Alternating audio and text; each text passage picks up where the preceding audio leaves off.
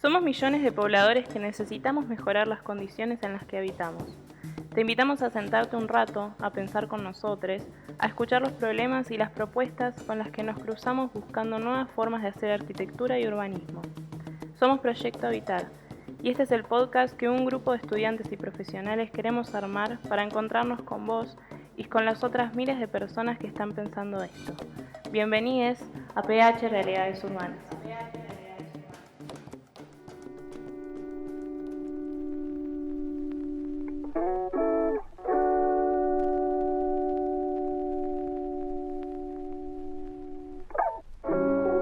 Buenas a todos, bienvenidos. Un placer encontrarnos en este espacio en su nuevo formato. Hoy comenzamos con un nuevo número de esta serie de podcasts para charlar sobre cómo podemos transformar el hábitat dejando nuestra huella en el proceso. Me presento, yo soy Flor Giorno, estudiante de último año de la carrera de Arquitectura en la Universidad de La Matanza y tengo el agrado de formar parte de este colectivo. Acá estoy con una colega y compañera, ¿cómo estás? Buenas, hola Flor y hola a todos, bienvenidos. Espero que estén bien, cuidándose y que disfruten de esta pausa del día con un poco de arquitectura. Todavía no había tenido el gusto de presentarme. Yo soy Agustina Capazo, estudiante de Arquitectura de la Universidad de Buenos Aires, mi querida FADU, y formo parte del Proyecto Habitar. Bueno, hoy en este podcast número 3 de PH Realidades Urbanas no estamos solas. Estamos muy bien acompañadas porque tenemos a un conocido compañero del colectivo, alguien que hoy forma parte y que fundó Proyecto Habitar. Les presentamos al arquitecto, urbanista y docente investigador Julián Salvarredi. ¿Cómo estás? Bienvenido. Hola, ¿qué tal? ¿Cómo les va? Bien, entusiasmadas por este podcast. Contanos un poco de vos, así te conocemos mejor. Sí, la reflexión que siempre me sale cuando me tengo que presentar, igual a esta altura tengo como 50 años y ya me parece que no, que envejeció la presentación. La arquitectura fue desde muy joven como la profesión que me interesó, ¿no? Tiene una composición de como si fuera de cuestiones matemáticas y científicas con ciencias sociales y aspectos artísticos, y toda esa ecuación me parecía interesante. Y por otro lado, siempre tuve la conciencia de que el mundo era injusto, que su territorio era injusto y había que transformarlo, que el sistema social y económico lo reproducía de un modo injusto, pero la manera en la que yo pude integrar estos dos aspectos de mi persona fue un trabajo muy complejo. Creo que eso es una parte de la presentación que a veces habla de lo que me interesa. Después soy, como les decía, una persona que ya casi tiene 50 años, tiene hijos grandes, 3 hijos, en realidad 2 míos, que son Malena y Lautaro, y Anita, que es la nena de Euge, que es como mía a esta altura también, con el perdón de su padre, que ya tienen como 15 años los 3, y bueno, ya estoy en esa etapa de la vida también. Bueno, en cuanto a esta vocación transformadora que te impulsó desde tus inicios, la primera pregunta va referida a los comienzos de este colectivo. Queríamos saber qué significa para vos y qué es Proyecto Habitar y cuáles crees que fueron los momentos cruciales que definieron la identidad de este colectivo. Bueno, Proyecto Habitar es, como consignamos en nuestras definiciones formales, un colectivo de trabajadores del hábitat, predominantemente de arquitectas y arquitectos, que trabajamos pretendiendo que nuestra profesión sea un aporte en los procesos sociales, en los procesos populares que buscan realizar el derecho a la vivienda y el derecho a la ciudad. ¿Qué significa? Es una pregunta más compleja, porque para mí significa un modo de realizar eso y la manera de ejercer mi profesión desde un punto de vista profesional en general. Significa la posibilidad de desarrollar un perfil colectivamente, que es algo que en arquitectura no es habitual. Desde el punto de vista de la producción de la ciudad, aportamos a mostrar que se puede hacer de otro modo en relación al proceso y al producto. Significa un montón de cosas diferentes. Pero básicamente es eso. Pero era una linda provocación para pensar momentos cruciales. Pensaba que una referencia histórica es en qué momento se dio, y que en eso el antes de Proyecto Habitar es como un momento, ¿no?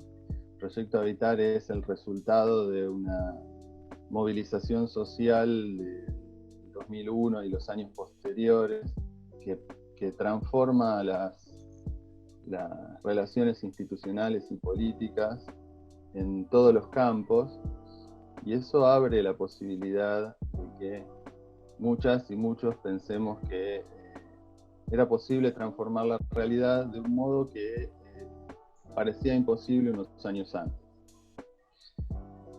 Entonces creo que eso abrió, por ejemplo, en la Facultad de Arquitectura y Diseño y Urbanismo de la UBA, espacios en investigación y en extensión, y algunas propuestas en formación que no se podían desarrollar hasta antes de esa crisis social general. Es un cambio político que atravesó todas las instituciones. En ese contexto, nosotros ideamos un proyecto de extensión universitaria que se llamaba Consultorios de Arquitectura de la Comunidad, que ese proyecto estaba originalmente inscrito en una cátedra libre, y el momento crítico que se puede mencionar como de nacimiento y crucial del Proyecto Habitar es cuando el equipo que conformaba ese proyecto de extensión crece en sus pretensiones, se consolida y pretende como trabajar, ejercer la profesión de esa manera, ejercerla colectivamente, ejercerla con autonomía política. Y todas esas condiciones no se podían hacer desde un proyecto de extensión en una cátedra, que tiene un montón de condiciones contradictorias con eso. Entonces, inventamos un proyecto colectivo que nos permitiera desarrollar la profesión de esta manera. Eso era posible porque justamente en esa época, ya en el 2009, 2010, se habían extendido la capacidad territorial de las organizaciones sociales y las políticas públicas, que en algunos casos contados habrían espacios para que trabajemos arquitectos, ¿no? Y de esa manera nosotros encontramos un espacio para que, junto a las organizaciones sociales y populares, y en articulación con algunas políticas públicas de aquella época, podamos comenzar a dar nuestros primeros pasos. Pensaba que otro momento crucial es el de maduración de este equipo, el que sería como de los últimos 5 años. El Proyecto Habitar tiene algo más de 10 a esta altura, que es como un momento de madurez, porque nosotros en el ejercicio profesional encontramos las complejidades y los obstáculos que las relaciones reales de producción presentan a un equipo que quiere ejercer la profesión de este modo.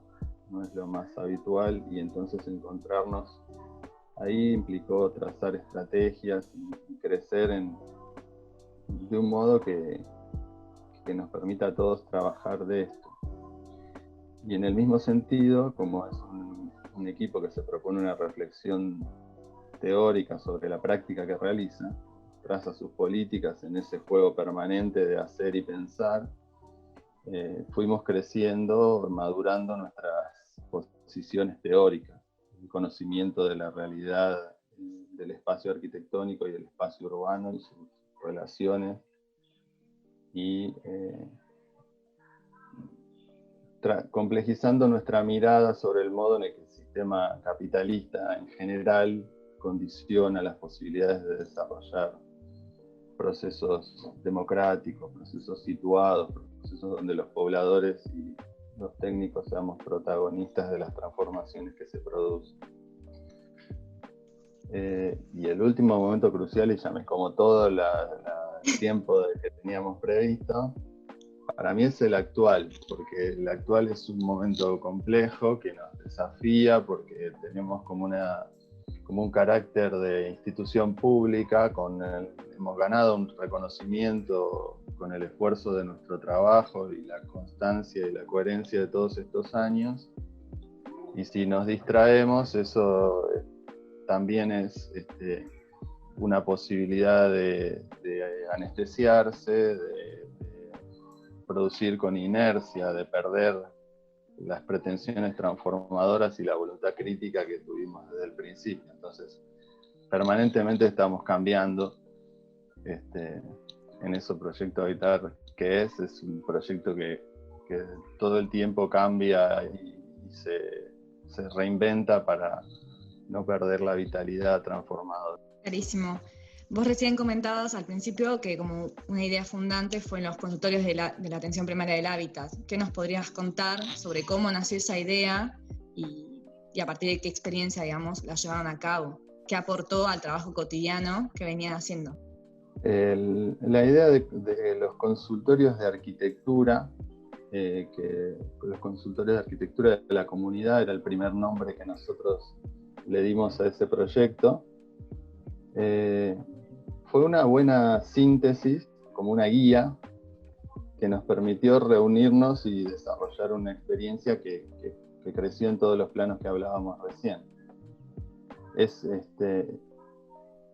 De por sí concentra un concepto que se distingue del estudio tradicional de arquitectura, ¿no? Propone otro tipo de relación con la persona, o las personas con las que el arquitecto o el arquitecto interactúa, porque es una consulta, ¿no? Era además en ese momento una experiencia que se daba en otros espacios al mismo tiempo, ¿no? En eso los procesos son sociales e históricos. Y los consultorios de arquitectura de la comunidad fue una experiencia extendida en Cuba y en Uruguay. Tuvo en el libro del arquitecto Livingston una referencia metodológica que nosotros usamos y producí en Cuba, porque Livingston generó un desarrollo que servía para consultas individuales, clientes de clase media, y nosotros pretendíamos una política pública, universal, para pobladores de todas las clases, y en eso la idea se fue transformando, y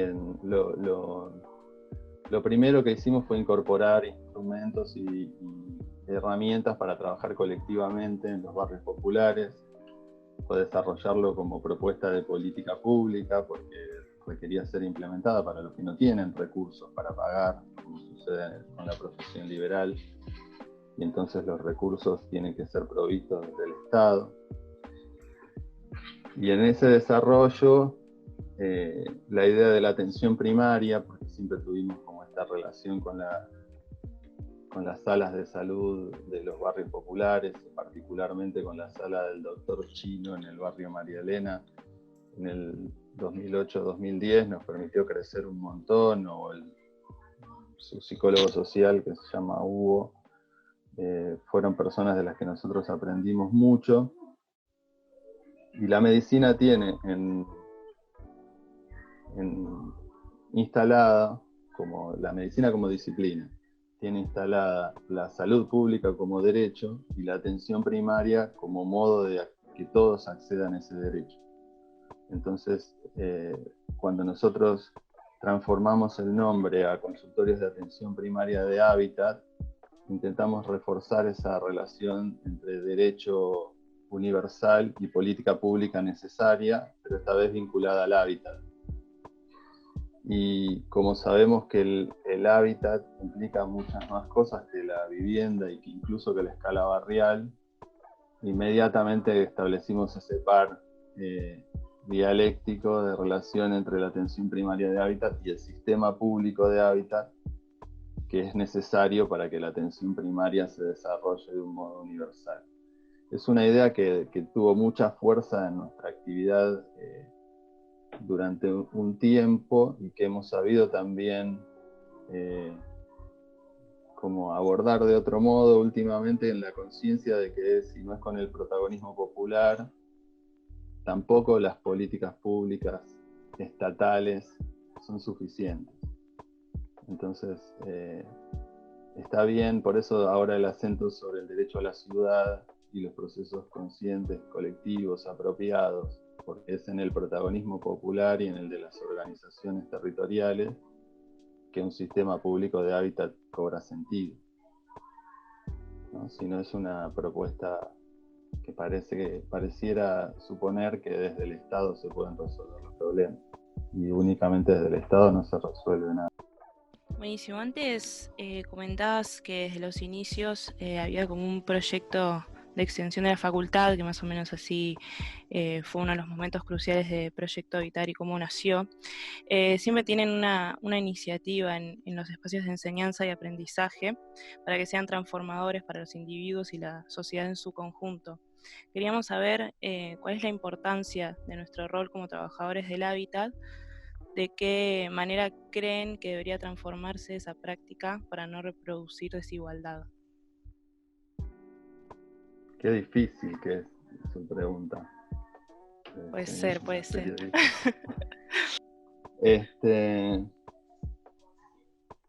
Nosotros tenemos una capacidad que es el conocimiento que adquirimos o que nos brinda el paso por el sistema educativo, y tenemos asignado socialmente un poder, ¿no? El hecho de ser arquitectas y arquitectos nos da en el espacio social una autoridad formal o sea, objetiva y subjetiva. Entonces, cuando accionamos en los procesos de transformación del espacio, tenemos esas capacidades. La importancia que tenga, que es el eje de la pregunta, depende de cómo ejerzamos esas capacidades. Y es súper relevante la asociación con la formación, porque estamos capacitados para hacerlo de un modo, ¿no? Hay una institución de la Corporación Arquitectónica que instala un modelo profesional y forma profesionales adecuados a ese modelo. Entonces, el debate sobre la arquitectura y el urbanismo es también el debate sobre qué es ser arquitecta o arquitecto. Toda la profesión se transforma si se transforma su sentido social. Por eso tenemos un rol muy relevante por construir en la práctica. Eso es lo que tratamos de hacer, ¿no? Accionar de un modo de que nos permita también construir y demostrar que es posible ese modo de ejercer una profesión. Y la manera, que es la segunda parte de la pregunta, la manera en la que lo tenemos que hacer para no reproducir la desigualdad, es promoviendo procesos que promuevan la igualdad, ¿no? Como por la positiva. Lo que es cierto es que para hacer eso hay que ser conscientes de que si ejercemos acríticamente la profesión, naturalizando el modo en el que nos enseñaron a hacerla y el tipo de aporte que hace a los procesos sociales, un estudio tradicional de arquitectura, proyectando sin pensar la ciudad que hace, para quién es, quién pone el trabajo para construirla y quién se lleva los beneficios de ese trabajo. Si no cambiamos esa manera de predominar el valor hacer predominar el valor de los aportes formales sobre la inscripción de nuestro trabajo en la vida de las personas que habitan los espacios que transformamos, ¿no? De esa manera va a ser difícil que no reproduzcamos la desigualdad. Tenemos que cambiar la perspectiva desde la que ejercemos nuestro trabajo. No me quedaba con esto que decías recién de formar profesionales, de un modo de ejercer la profesión que también está desde Proyecto Evitar. Y recientemente tuvo mucha difusión en las redes el petitorio que se lanzó por la incorporación de la propuesta pedagógica de Proyecto Evitar como materia optativa en la FADU de la Universidad de Buenos Aires. ¿Qué nos podés comentar sobre los objetivos de esta iniciativa y si hay alguna respuesta hasta el momento desde los miembros del Consejo Directivo de la universidad? El objetivo principal de este petitorio es reforzar la necesidad de poner en agenda el valor de nuestra propuesta de enseñanza-aprendizaje y que los espacios académicos en la que desarrollamos esa propuesta sean adecuados y proporcionales con ese valor académico. Es una acción política, pública, de visibilización de esa injusta proporción entre lo que hacemos y el lugar que tenemos en la academia.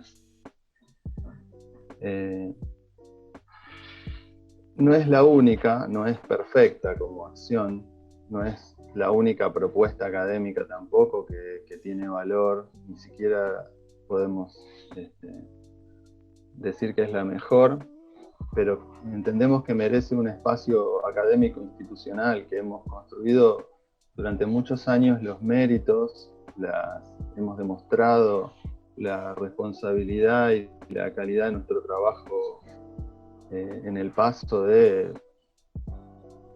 un par de miles de estudiantes a esta altura por experiencias que son marginales, que tenemos que acreditar por vías alternativas o por ninguna vía, porque yo creo que la mayoría de los estudiantes y los docentes que hemos trabajado en Proyecto Habitar durante todos estos años lo hemos hecho sin acreditación institucional y académica. Entonces, inscripto en el reclamo por todas las injusticias que la academia tiene, este es uno justo. Es particular, pero es justo.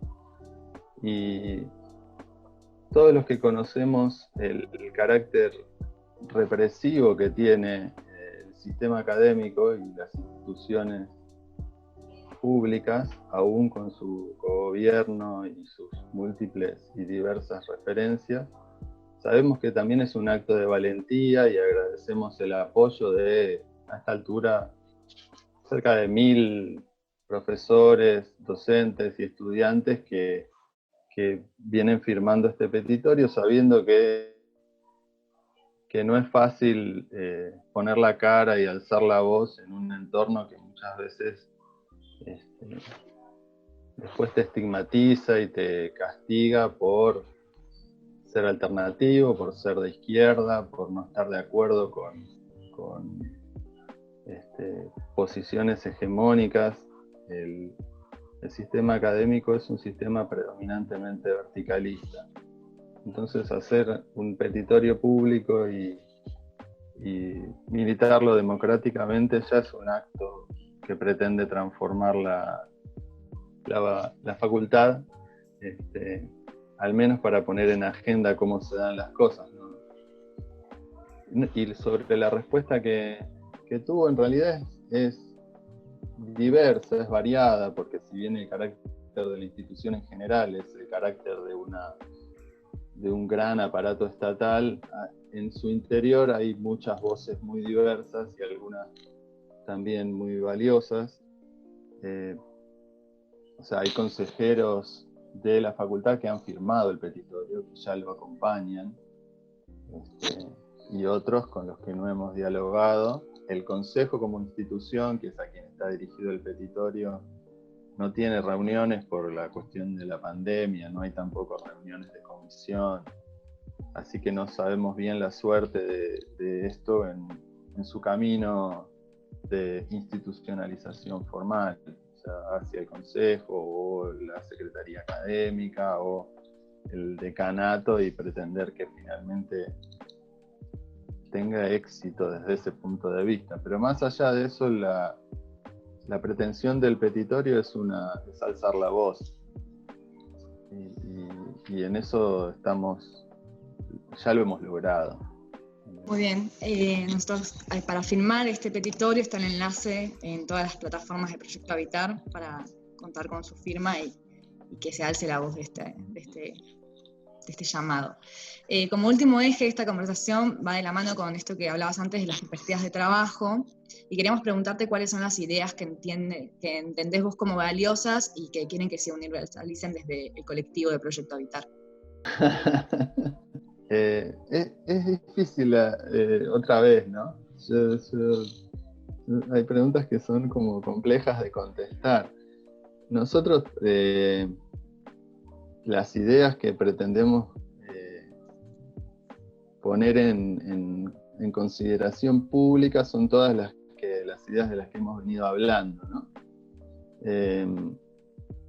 No, porque pensaba que una cosa es, por ejemplo, que se universalicen derechos, ¿no? Que se universalice procesos democráticos, que se universalice la posibilidad de ser parte de la obra de la ciudad apropiadamente, que las pobladoras y los pobladores de una ciudad desde su vida cotidiana puedan pensar la ciudad en la que viven y proyectar la ciudad que quieren y trabajar en conjunto para transformarla, ¿no? Pero es como si fuera una unidad de las ideas, los procesos y las transformaciones que se pretenden, ¿no? Lo que guía nuestra acción, porque el hecho de separar las ideas es después como si fuera un peligro de generar un dogma, ¿no? Como si fuera después te referís a una verdad que queda cristalizada e inmóvil. Por eso me costaba como pensarlo de esa manera. Lo que sí pensaba que nosotros hemos aportado como Proyecto Habitar es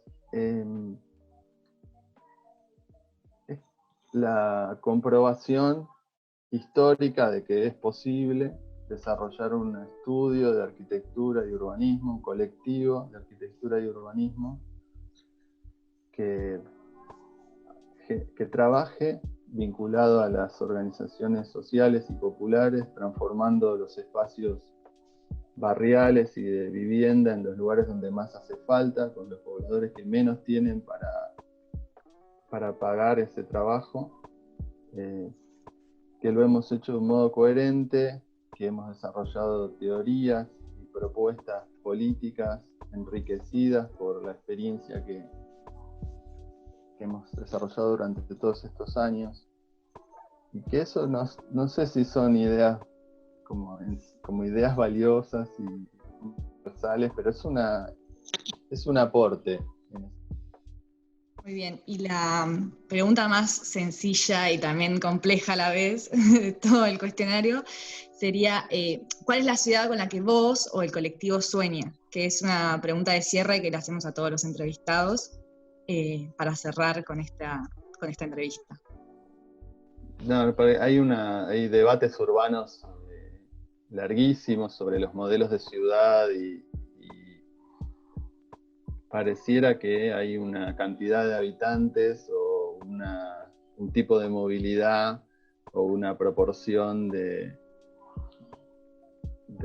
densidades habitacionales o de usos que podrían definir una ciudad soñada, ¿no? O una relación con la naturaleza. Pero una cosa que hemos aprendido es que los procesos son sociales e históricos y las ciudades se transforman con el tiempo y con el trabajo de sus pobladores. Entonces una ciudad un territorio que uno pretendería es un territorio justo. Como decía Lefebvre, una ciudad como obra colectiva, que se construya con las diversidades, que se construyan procesos democráticos, en la que los seres que la habitamos podamos realizar una vida cotidiana apropiada. Es una ciudad que cumple condiciones simples vinculadas a sus pobladores y construye la forma, la movilidad, la relación con la naturaleza y demás en ese proceso social. Muchas gracias, espero que hayan disfrutado de este podcast. Nos encontramos en el próximo para seguir conversando sobre estos temas. Bueno, te agradecemos, Julián, perdón por las preguntas difíciles. Y nada, muchas gracias, los esperamos en el próximo y nos vemos.